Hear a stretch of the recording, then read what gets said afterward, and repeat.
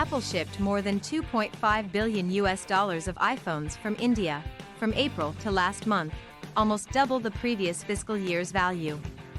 The US tech giant is shifting away from China with geopolitical tensions rising. Foxconn and Wistron Corp exported more than $1 billion of Apple products overseas in the first 9 months of the fiscal year that ended in March. Pegatron Corp will export $500 million in electronics by the end of the month. Apple is boosting manufacturing operations outside China, where instability at Foxconn's main facility in Zhengzhou revealed supply chain weaknesses and prompted production cuts.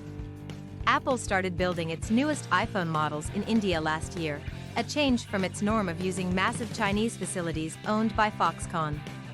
Rising exports augur well for Indian Prime Minister Narendra Modi's goal to make India a global industrial alternative to China.